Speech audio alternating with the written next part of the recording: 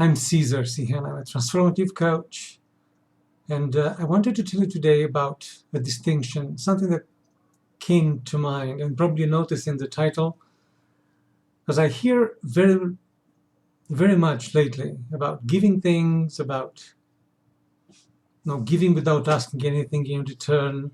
This attitude, which is great, it's fantastic, and it's also you probably, of course, it's written in the Bible. I believe Luke says about it, Buddha says about it, just give without asking anything in return, without expecting anything in return. And you see, the problem that I see with this, I'm also a sales and influence coach. And what I notice as a problem is the fact that many salespeople, business people, they have an internal fight between having to ask something in return for the services they provide to their clients and this spiritual thing of giving without asking anything in return.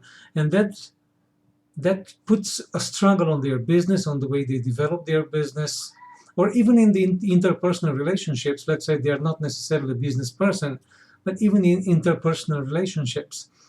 And the distinction that I wanted to bring in this thing is giving something does not mean that we should be entirely disconnected from the person we're giving to, or even from the higher purpose of the giving itself, of the interaction in of itself. Because what I bring into the interaction, we're going to give color to that interaction. And if I bring into the interaction this attitude of, I don't care what's happening, I don't care about you, I just care about me, because I read into a book that it's good to give things without asking anything in return. I don't care about what you're doing, I'm going to just do my thing, and you go on in your life, you know what I mean? So my distinction that I bring is always ask for something in return. But the question that it's important from my perspective, it is, from what position do you ask that something in return? And who are you asking that person? From whom are you asking? That's an interesting thing. Let's imagine this. I am driving around and I see somebody who has a flat tire. So me, as a good spiritual person that I am, having read this, always give something without asking anything in return, I stop by, I'm putting on hold whatever business I was heading to, so I'm putting that thing on hold, and I'm giving all my intention to this person over here who has a flat tire and obviously needs help. But guess what? While I'm approaching them and helping them in doing the thing, they are disconsiderate, they are arrogant, they are scornful, they are very egocentric, like with this attitude of I'm better than everybody else and so forth. So as dismissive as they are, even if I continue doing the doing that I'm, helping them to change their tire over there, is that thing going to change the world for the better? Because the thing about give without asking anything in return is basically to transform the world, our world, into a better place, to inspire the person that we helped, to help others in their turn, and so forth. But this person over here, which basically looks to me in disdain, let's say, while I'm doing the job for them, do you think that this person will be more prone tomorrow to help somebody if the situation comes, when they know that the person who is helped are going to look at the helper with disdain? Do you think that the world will become a better place just because I helped them change that tire? Do you think they learned anything? Did I provide any value? Because we also hear about providing value. Now, what is value? What is value? Think about that. Value, without trying to make it longer than necessary. Value, it's a feeling, it's not a thing. Because if you can show me value, put it on the table, then I'm going to eat it. Nobody could ever show me value, because what's value for you might not be value for me, and vice versa. So value is not a thing, it's a feeling that I have about the thing, about a situation, about something that you do for me, and so forth. So it's not really what I give to that person, but rather what that person thinks and feels about what I give to them. Now, an interesting question comes about. Can I make somebody feel or think in a particular way? Can I guarantee, can I make it 100% that they're going to think and feel that way? And the answer is probably no. Now, what I can do is open the door, is facilitate for them, to inspire them basically to think or feel in a particular way, but I cannot make them.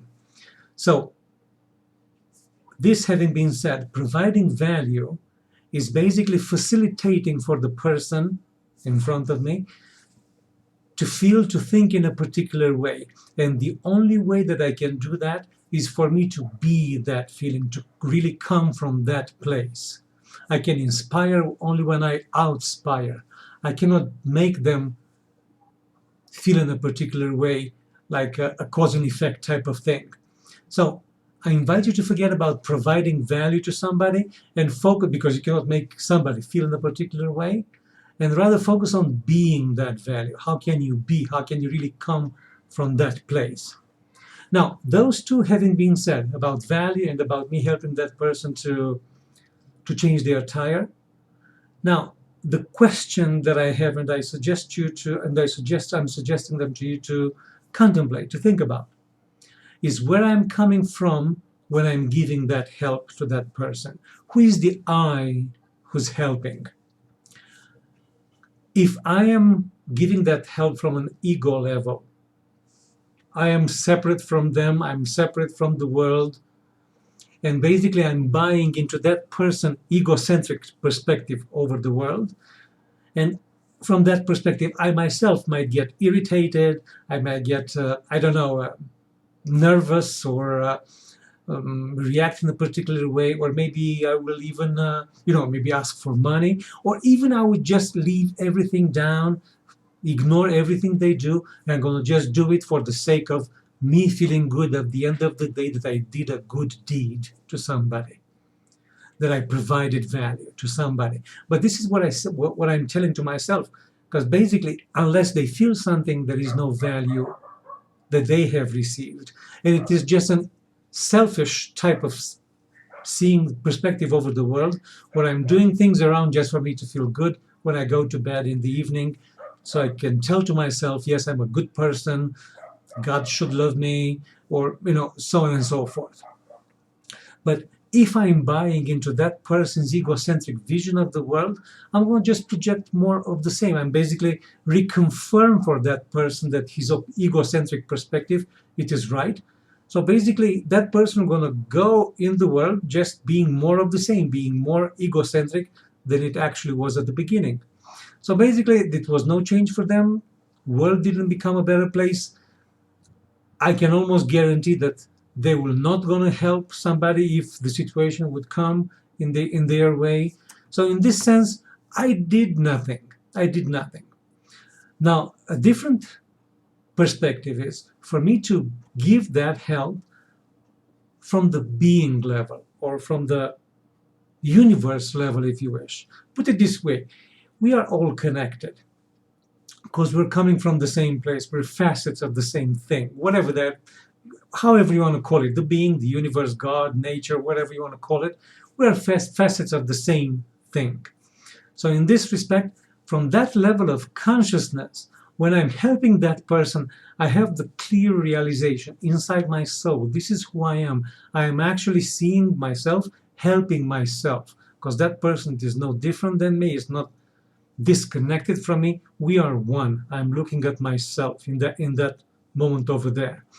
Now, the thing is that in that moment when I'm starting doing the help from that perspective, whatever they do from their egocentric perspective of the world, whatever they do becomes subsidiary to my vision, to my realization of the fact that we are connected and we are one. So basically, I'm going to just ignore everything that they do, but not because I am righteous and because I am better than them and stuff like that, but because I know that we are one. Now, from this perspective, I'm going to bring a different quality of energy into that interaction. And one thing that I can tell you that in my experience often happens, not always, but often happens, their ego will going to get disconcerted because it's different. Whatever I do is different than whatever they could ever expect. And because it's something different than they expected, they would need, in order to make sense of what's happening, they will need to become present on their own. They will need to reassess the entire situation anew. And to assess something anew, they need to become present. Basically, I am with my attitude of knowing that we are one, I am open the door for them to become present, to give me their attention, to give their attention to the situation, their engagement in the situation, simply because they cannot put this situation and this interaction into a previous box from whatever their ego believed that the world should be like. And all of this was possible only because I was present and connected with myself and having the clear realization inside of my own belly that we are connected. We are one to start with. There's nothing that I need to pretend. There's nothing that I need to show off that I'm righteous or to do something that it's written into a book but doing it artificially. I'm doing that help coming from that place of being one with all, with the nature, with the universe, with the being, and with the person in front of them as just another facet of that nature. Now I made a difference because by being connected with myself, by not reacting to their egocentric perspective of the world, basically I opened the door for them to become present to the situation. Now the chances for them to have an insight, maybe later on, maybe not now, but later on, to have an insight about what happened over here, now the chances for that insight to occur are much greater. The chances for them to contemplate helping somebody in the future, just having had this insight over here, the chances for them to help somebody in the future are greater. The world, it is better just because they put their attention in the world and they had a glimpse that actually they might be connected with the person in front of them. And their ego, which puts this veil of separateness, that ego might not be the entire truth to the thing. So in this thing, I am asking them for something. But I'm not asking their ego, and I'm not asking from the position of my ego, but I'm asking myself to become present.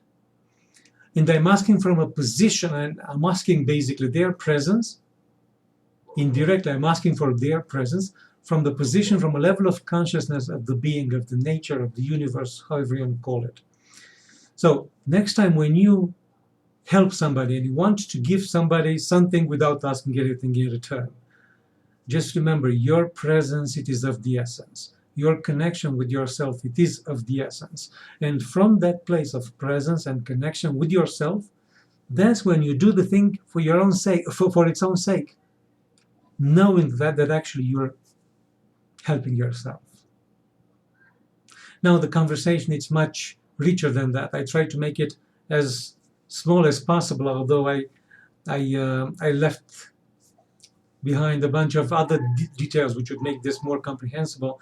So if you think that this would be a distinction that it is valuable to you, let me know by your comments, and I'll probably record a little bit longer audio where I'm going to put other details to make more sense of all this construction. But until then, anyway, I'm waiting for your comments, because that's an idea which struggled me, and I noticed my clients also. How can you do something for others without asking anything in return, and in the same time conduct a business as a spiritual activity? That's a paradox in a way, or maybe not, depending on the place you're coming from. Anyway, until next time, take good care. Bye for now.